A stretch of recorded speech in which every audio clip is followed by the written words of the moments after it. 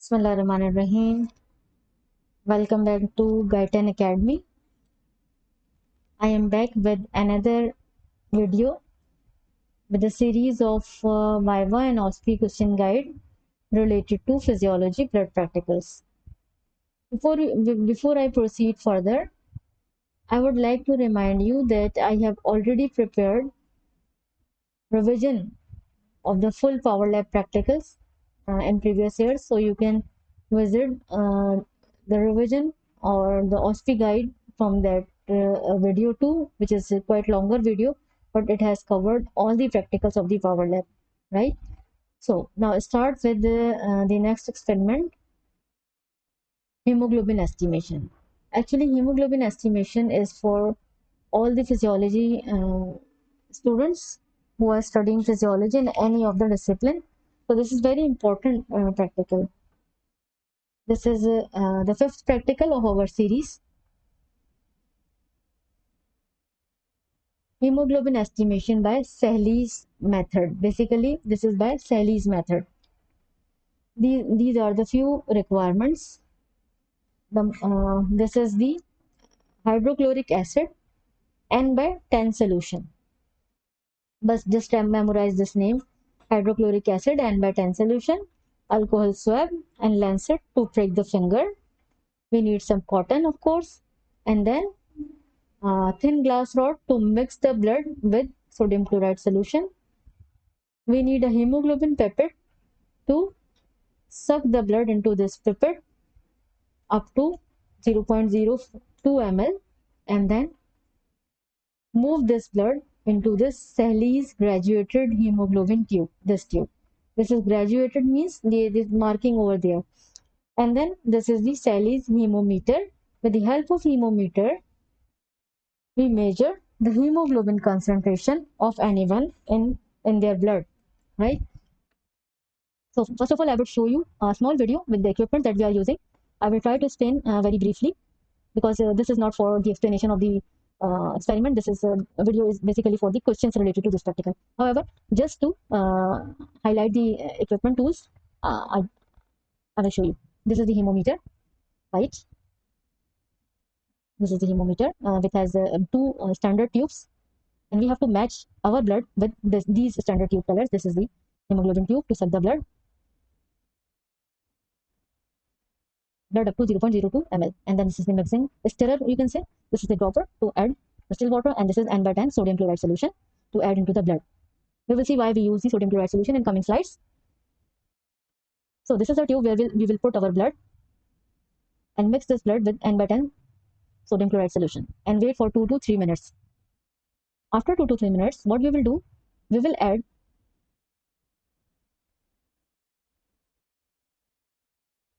after 2 to 3 minutes, we will add distilled water into this tube where the blood is already present, right? And by adding the distilled water, the blood will become diluted and it will change the color. Initially, it will change the color due to sodium chloride.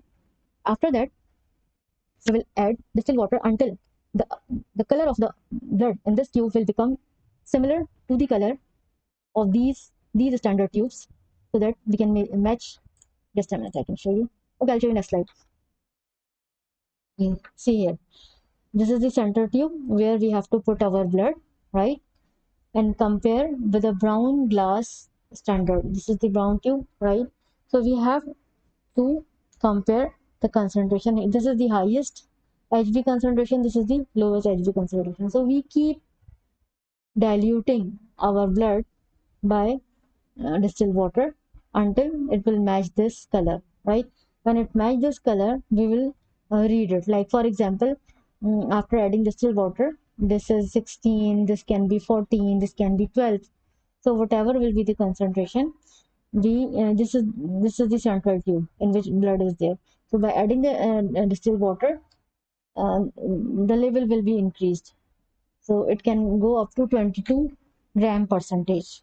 So this is how we compare our tube with this tube, and where the color is matched, we will read from here. So this is how hemoglobin is measured through Sahli's method. Now, why is hemoglobin estimation important for diagnosing anemia? Hemoglobin estimation is crucial for diagnosing anemia as it provides a direct measurement of blood's oxygen carrying capacity, helping identify the severity and types of anemia. What is the principle behind Sahli's method for hemoglobin estimation? The principle behind Sahli's method involves converting the hemoglobin to acid hematin in an acidic environment. So we create the acidic environment by putting sodium chloride solution into the blood. So this sodium chloride solution will convert the hemoglobin to acid hematin, right? So again, I'm going to read it. The principle behind the Sahli's method involves converting the hemoglobin to acid hematin in an acidic environment, allow for the measurement of color intensity which correlate with hemoglobin concentration.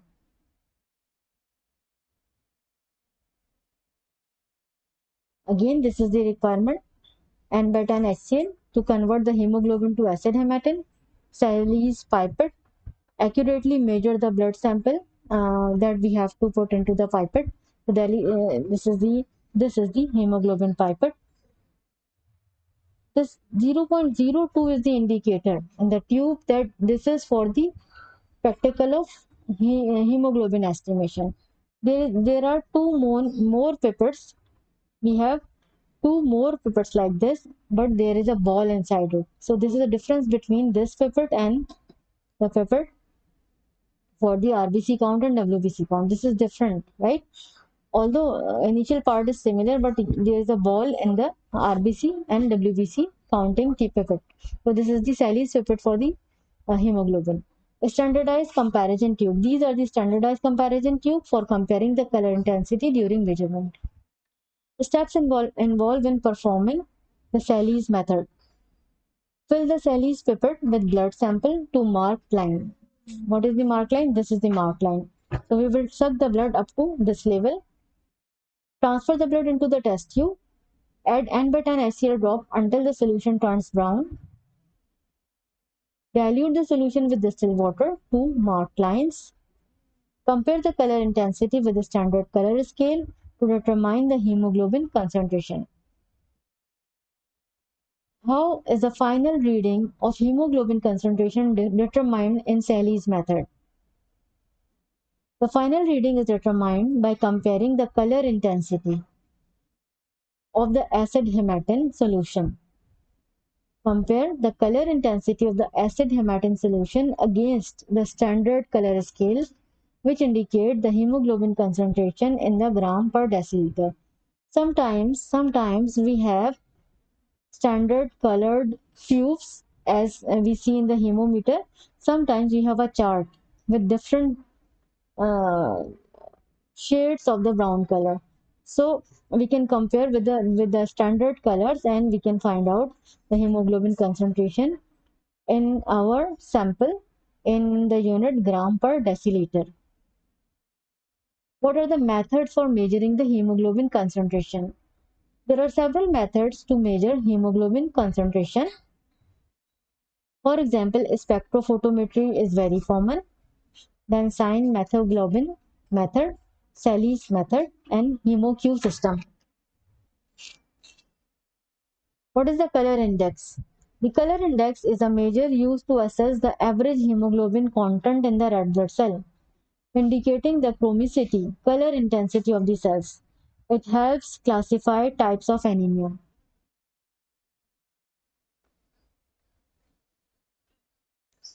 Why is N by 10 HCl used in estimating the hemoglobin Sahli's method? Or simply why we use N by 10 HCl solution for hemoglobin estimation in Sahli's method? N by 10 HCl is used in Sahli's method to convert the hemoglobin into acid hematin. This conversion allows the accurate measurement of the hemoglobin concentration by creating a colored solution. I am quite fast because I find out that some questions are repeated, but not in the same way. We have different ways to ask the question. So maybe it seems that this is similar, but this is not similar. in by wording. You can be confused, so I have used maximum options here. What is the importance of acid hematin formation in the Sahli's method? Here we asking why we use an NBI solution, and we say that to convert the hemoglobin into acid hematin. In the next slide, we ask why acid hematin is important.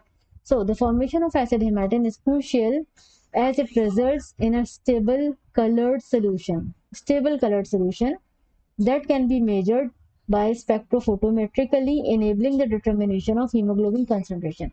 Now we have two options. We can compare the color of the tube that we have made with the help of acid hematin to the standard tubes or the chart of the hemoglobin.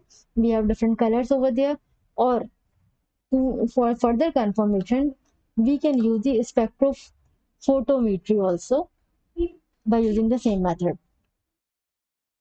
What is the hemoglobin and why it is primary? What is its primary function in the body? Hemoglobin क्या है?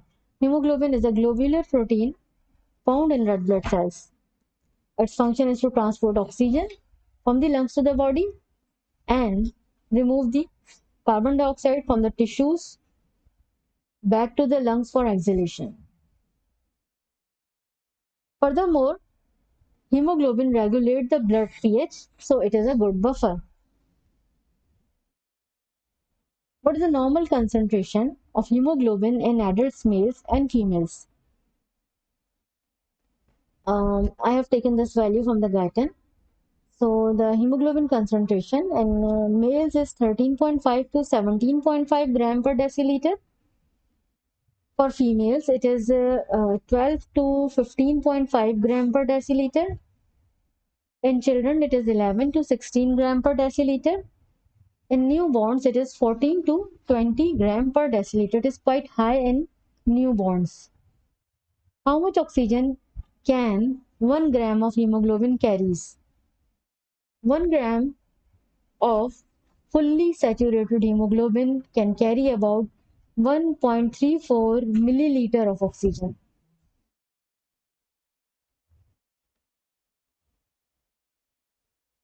What factors can affect hemoglobin level in the blood?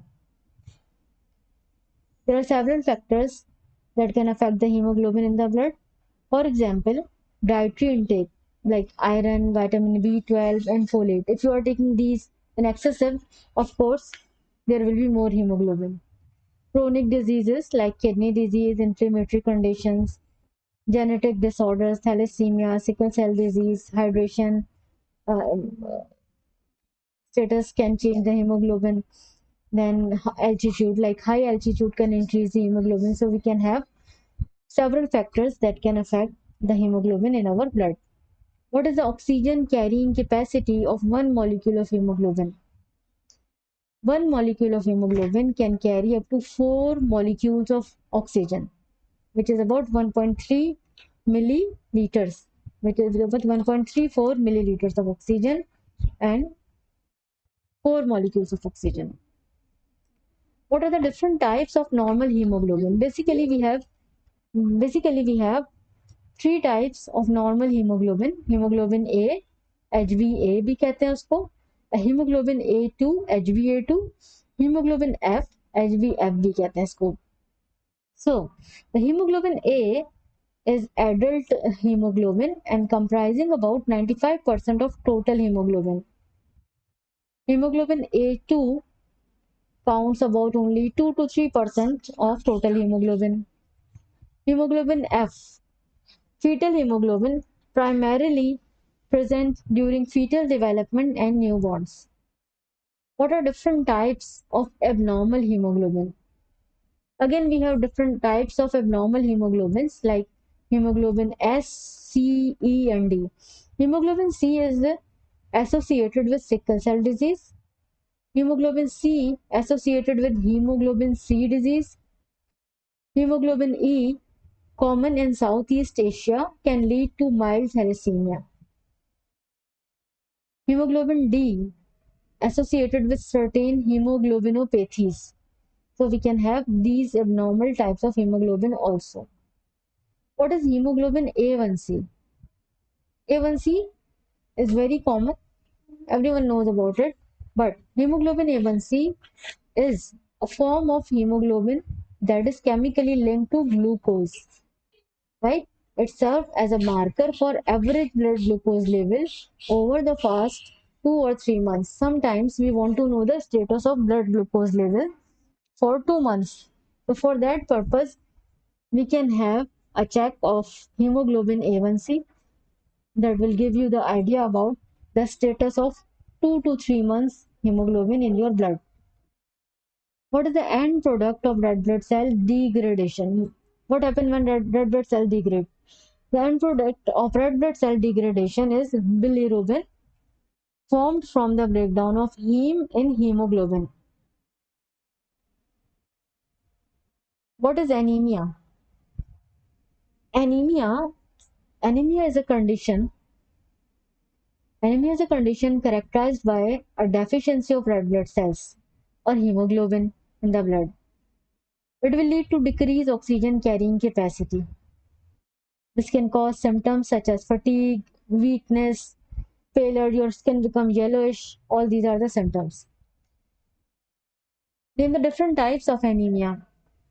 Iron deficiency anemia, vitamin B12 deficiency anemia, which is also known as pernicious anemia, folate deficiency anemia, aplastic anemia, hemolytic anemia, sickle cell anemia, thalassemia. All these are the types of anemia.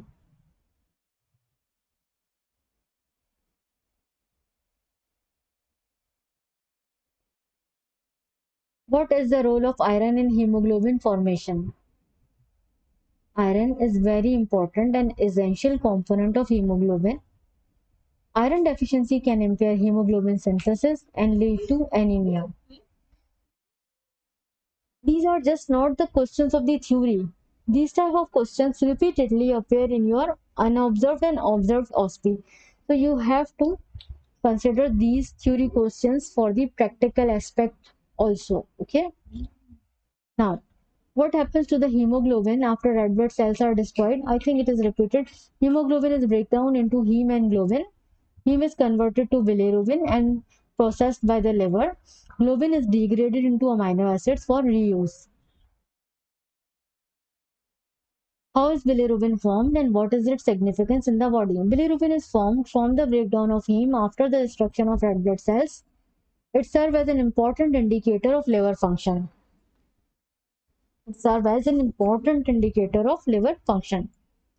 How does anemia affect the body's oxygen carrying capacity? Anemia decreases the number of red blood cells or hemoglobin, leading to reduced oxygen carrying capacity and cause fatigue and weakness. What are the common causes of anemia? Iron deficiency, vitamin B12 deficiency, folate deficiency, chronic diseases, and blood loss. What are the symptoms of anemia? Fatigue, weakness, pallor, shortness of breath, dizziness, lightheadedness, and cold hands and feet are the cold. Remember, cold hand and feet, dizziness. All these are also the symptoms of anemia. Sometimes there is shortness of breath. You feel difficulty in breathing. This is also a symptom of anemia. How can anemia be treated? Depends on the underlying cause. If there is iron deficiency, then iron supplementation, vitamin B12 or folate supplementation, blood transfusion, medications. There can be several options for that. Thank you so much for the listening. I hope this will be very beneficial for you in your exams. Best of luck.